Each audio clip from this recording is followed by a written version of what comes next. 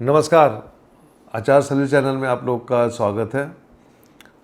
पिछले दिनों मैंने एक वीडियो दिया था जिसमें मैंने कहा था कि मोदी जी की विदाई का समय आ गया है, और इसके बाद बहुत से लोगों ने मुझसे जानना चाहा कि आपने ऐसा कैसे बोला। आजकल शनि के ऊपर बहुत चर्चा हो रही है कि शनि देव जो हैं वो मार्च में राशि परिवर्तन करेंगे। शनि देता है तो छप्पड़ फाड़ के देता है। यहाँ पे छप्पड़ फाड़ का मतलब होता है धन, मान, सम्मान। शनि पब्लिक को रिप्रेजेंट करता है।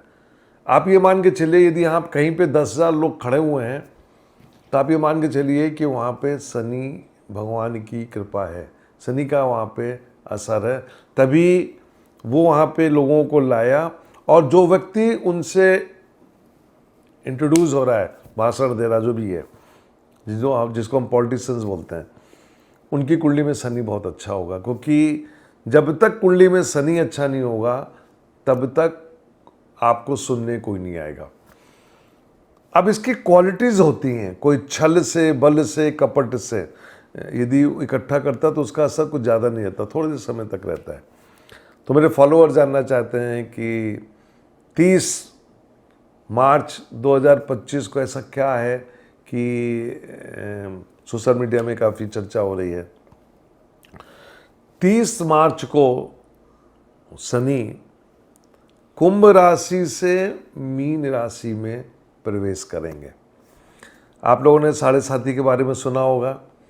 साढ़े साथी 7.5 साल, लेकिन मैं अपने फॉलोअर्स को बताना चाहता हूँ कि साढ़े साथी का जो असर है वो सिर्फ 7.5 दिन होता है।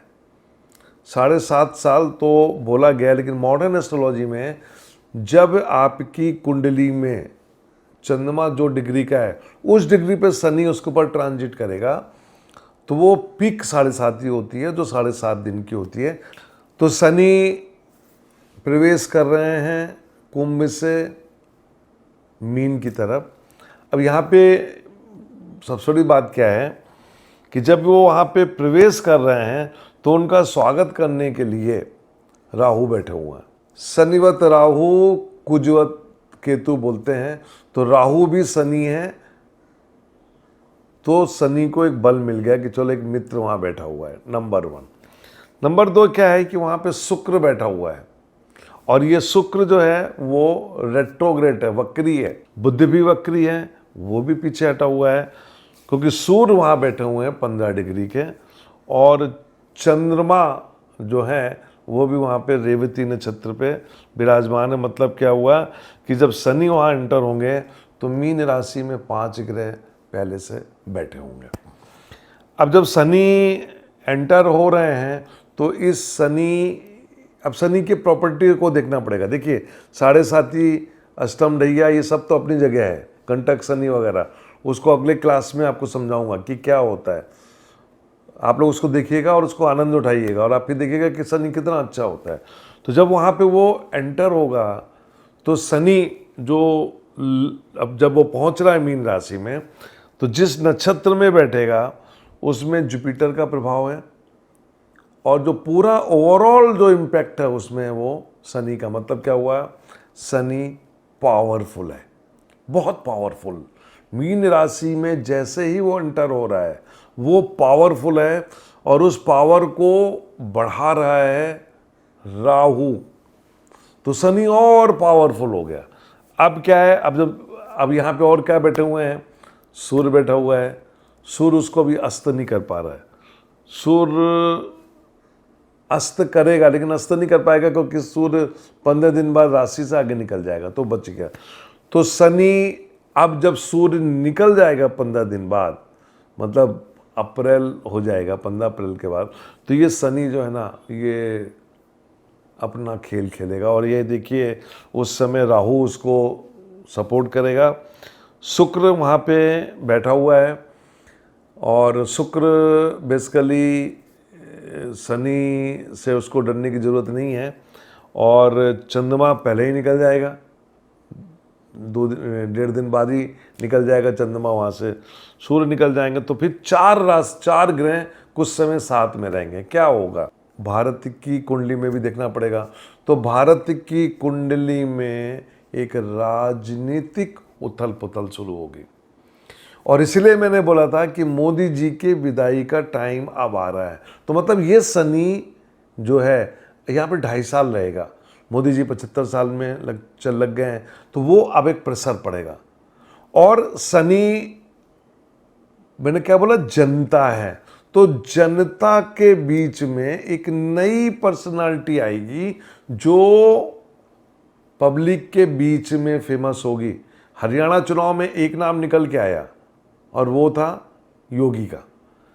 तो योगी में वो क्वालिटीज़ हैं, तो मतलब मुझे ऐसा लगता है कि आगे चल के एक सर्वमान्य नेता के रूप में योगी आगे आएंगे। इधर मोदी जी का रिटायरमेंट होगा, उधर योगी आएंगे। ये एक एस्ट्रोलॉजिकल कैलकुलेशन है, क्योंकि इसमें योगी जी की भी कुंडली का एक बड़ा मेजर योग है, और हरियाणा की जनता ने प्रूव कर दिया कि उनको योगी पसंद है। दूसरी चीज़ क्या है, मोदी जी ने बहुत अच्छा काम किया, लेकिन अब धीरे धीरे वो जो है ना वो डाउन होते आएंगे। शनि रोग कारक है, शनि जोग कारक है। शनि में वो जो प्रॉपर्टीज़ हैं उसकी एनालिसिस करने की ज़रूरत है, सेपरेटर है। तो शनि क्या करेगा, सेपरेट करेगा बहुत सी चीज़ों को। जहाँ पे बैठेगा, जहाँ उसको तो बनाएगा, और जहाँ जहाँ देखेगा उसको पावरफुल तरीके से, वो मिसाइल ठोकते हैं ना, एक मिसाइल उड़ी गिरी पट पट, तो वो उसको अलग कर देगा। तो ये एक तो ये हो गया। दूसरा क्या है, चूँकि पावरफुल है, तो हम जो वर्ल्ड वॉर 3 की बात कर रहे हैं, जो कि ऑलरेडी चल चुका है, कोविड के बाद से ये शुरू हो चुका है धीरे धीरे धीरे, ये यहाँ पे एक बड़ा मेजर रोल प्ले करेगा। तो ये जो अगले 2.5 साल होंगे, ये बड़े डिजास्टर के होंगे फॉर वर्ल्ड, पूरे वर्ल्ड के लिए बहुत ही डिजास्टर का समय होगा। मैंने ऑलरेडी बोला था कि ट्रंप के आने के बाद बहुत सी स्थितियां होंगी। यूएस के चुनाव होने हैं, हम इसको ऐसे बोलेंगे, अमेरिका के चुनाव निपट जाने के बाद पूरी दुनिया की स्थिति बदलेगी। ये शनि का बड़ा मेजर रोल होगा। बाद में राहु और शनि तो चलेंगे ही साथ में, और ग्रह बीच बीच में आएंगे। मज़ा तब आएगा जब मंगल कन्या में पहुंच के शनि को देखेगा, और जब ये कहते हैं ना कि साहब 2 मिसाइलें चली और आपस में टकराएंगी और ब्लास्ट की, तो वो स्थिति आएगी।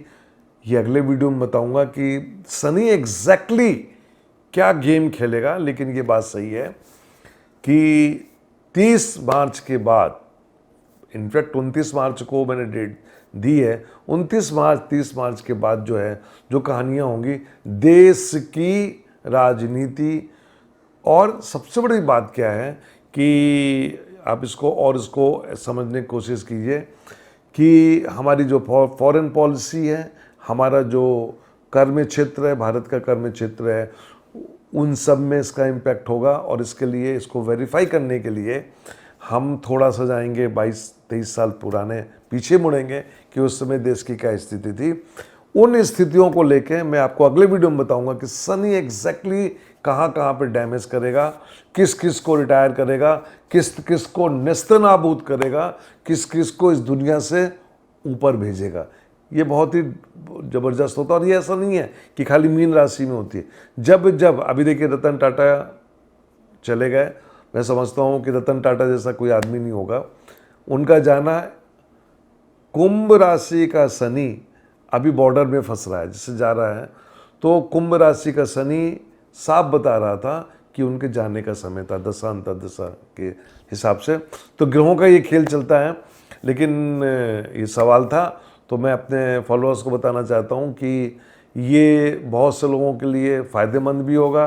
कुछ की 7.5 ख़त्म होगी, कुछ की 7.5 शुरू होगी, कुछ नए लोग आएंगे, कुछ जाएंगे। मेरा तो ध्यान ये है कि क्या मोदी जी के रिटायरमेंट का टाइम शुरू हो गया। जब वो रिटायर होंगे तभी एक नए व्यक्ति का आगमन होगा। देखिए, आना जाना चलता है, कुर्सी किसी के लिए परमानेंट नहीं होती। आए हैं तो जाएंगे, राजा रंक फ़कीर। कुर्सी में कभी कोई परमानेंट चिपक के नहीं रहा है। तो वो वक्त जो है वो शुरू हो जाएगा मीन राशि के शनि से। हम उनको विदाई देंगे और देश वेलकम करेगा एक नए व्यक्ति का।